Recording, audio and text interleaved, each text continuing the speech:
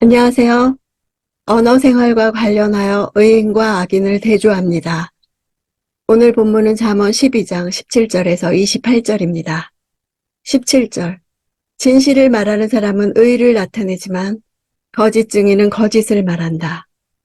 언어 생활 가운데서도 법정 증언에 있어서 의인과 악인의 상반된 태도를 말합니다.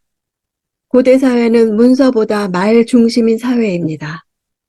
법정에서 진실을 말하는 것은 목숨을 걸고 증언하는 것을 뜻합니다. 위증행위는 무고한 자를 범법자로 만들어버리는 것으로 공의를 왜곡시키며 사람들의 가치관을 타락시키는 심각한 범죄이며 궁극적으로는 공의로우신 하나님의 성품과 뜻을 거스르는 패역한 범죄입니다. 18절. 칼로 찌르는 듯 아픔을 주는 말이 있으나 지혜로운 사람의 혀는 병을 고친다. 악인의 말이 가져오는 치명적 결과와 의인의 말이 가져오는 긍정적 결과를 대조시키고 있습니다. 말은 사람을 칼로 찌르는 것 같은 치명타를 가할 수도 있으며 혹은 실제로 사람을 살리는 좋은 약과도 같습니다. 말의 위력을 온전히 터득하지 못한 사람은 아직 지혜롭지 못합니다. 지혜로운 사람의 말이 병을 고친다는 것은 지혜로운 자는 말로써 사람을 고치고 위로하며 악인들이 치명적인 상처를 준 아픔을 치료하고 회복시키며 살린다는 뜻입니다. 19절. 진실한 입술은 영원히 남지만 거짓말하는 혀는 오래가지 못한다. 영원히 남는다는 수동형으로 하나님에 의해 보존된다는 사실을 말합니다. 영원이란 하나님의 속성과 관련되는 표현으로 하나님의 불변의 진리를 전하는 말에 대한 것입니다. 거짓말이 신속하게 없어짐은 거짓이 밝혀짐으로 인해 그 말이 효력이 없어짐을 나타냅니다. 20절. 악을 도모하는 사람의 마음에는 속임수가 있지만 평화를 도모하는 사람에게는 기쁨이 있다. 언어 생활에 있어서 마음의 중요성을 강조하고 있습니다. 악한 말과 평화로운 말의 근원이 곧 마음에 있음을 교훈하고 있습니다.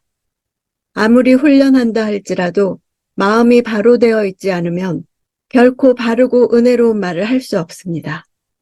평화를 낳는 말을 하기 위해서는 마음을 다스려야 합니다. 마음에 기쁨이 넘치는 사람은 다른 사람에게도 역시 기쁨의 말을 전하게 마련입니다. 21절. 의인은 해를 당하지 않지만 악인은 고난으로 가득할 것이다. 여기서 해를 당하지 않는다는 것은 심판적 의미에서의 악한 결과를 경험하지 않는다는 뜻입니다. 악인이 당하는 고난 역시 하나님으로부터 당하는 심판이나 재앙을 말하고 있습니다. 23절. 현명한 사람은 지식을 마음에 간직하지만 어리석은 사람의 마음은 어리석음을 폭로한다. 현명한 자는 신중한 자라는 뜻입니다. 생각 없이 말을 꺼내는 사람이 아닌 자제하며 말을 아끼는 사람을 뜻합니다. 지식을 마음에 간직하는 것은 불필요한 상황이나 장소에서 자기를 드러내지 않음을 나타냅니다. 어리석은 자가 드러내는 것은 자신의 어리석음입니다. 앞에 어리석음과 뒤에 어리석음은 다른 단어입니다. 앞에 어리석음은 인간관계와 사회생활에서의 어리석음을 뜻합니다. 뒤에 어리석음은 불경건함을 뜻합니다. 즉 어리석은 자는 사리에 맞지 않는 불경건한 말을 크게 떠든다는 뜻입니다. 본문은 감춰야 할 것과 드러내야 할 것에 대한 분별력을 말하고 있습니다. 진실에 근거한 드러냄은 모두에게 유익이 되지만 어리석은 드러냄은 자기에게뿐 아니라 타인들에게까지 무익할 뿐입니다. 24절. 부지런한 사람의 손은 남을 다스리게 되지만 게으른 사람은 남의 부림을 받게 된다. 부지런한 자는 그의 성실로 인해 물질적 부의 축적을 통한 경제권을 가지게 되며 반대로 게으른 자의 나태함은 소유의 상실로 이어져 종이나 소작농으로 전락함을 보여줍니다. 이는 근면과 나태에 따른 신분상의 변동이나 경제력의 유무를 말하려는 것이 아니라 말을 앞세우기보다 부지런히 노력해야 함을 강조하는 것입니다. 25절. 마음속의 근심은 자신을 가라앉게 하지만 친절한 말은 그 마음을 상쾌하게 한다. 근심은 사람을 위축되게 하지만 친절한 말은 바른 판단력을 갖도록 도움을 주거나 상처받은 심정에 위로를 주는 말을 가리킵니다. 이런 말은 위축되었던 사람의 마음을 상쾌하게 합니다. 상쾌함은 축제적인 기쁨을 의미합니다.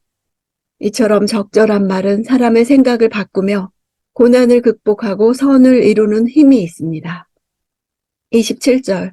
게으른 사람은 그 사냥에 온 것마저 굽지 않으나 부지런한 사람은 귀한 재물을 얻는다.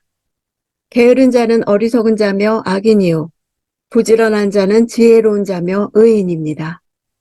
게으른 사람은 자기에게 주신 시간을 낭비한다는 면에서 하나님으로부터 악하다고 평가받습니다. 예수께서도 착하고 충성된 종과 반대되는 부류를 악하고 게으른 종이라 부르셨습니다. 사냥해온 것마저 굽지 않음은 일을 하다 마는 것, 끝내지 못하는 게으름을 말하고 있습니다. 28절. 의의 길에는 생명이 있고 죽음은 없다. 의로운 길을 가는 자는 사망의 위기 가운데서도 하나님의 보호하심으로 안전할 수 있습니다. 따라서 이 세상을 안전하게 살아가게 하는 것은 재물이나 권세가 아니라 의로움이라는 것입니다. 근심은 완전히 없앨 수는 없습니다. 바울은 교회를 사랑했기에 모든 교회를 향한 염려가 있었습니다. 그런 그도 염려를 삼가라고 조언합니다. 그러려면 우리 마음이 의지적으로 다른 무엇보다도 하나님 앞에서 쉼을 얻어야 합니다. 오늘 본문에서 잠언은 근심하여 마음이 가라앉은 사람에게 스스로 해결하려 하지 말고 다른 사람의 친절한 말이 필요하다고 말합니다. 친절한 말이란 인격적이고 때에 맞고 사려 깊은 말을 뜻합니다.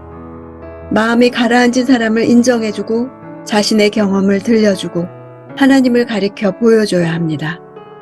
내 곁에 근심으로 인해 가라앉은 사람에게 어떤 말을 해줘야 그의 마음이 상쾌해질까요?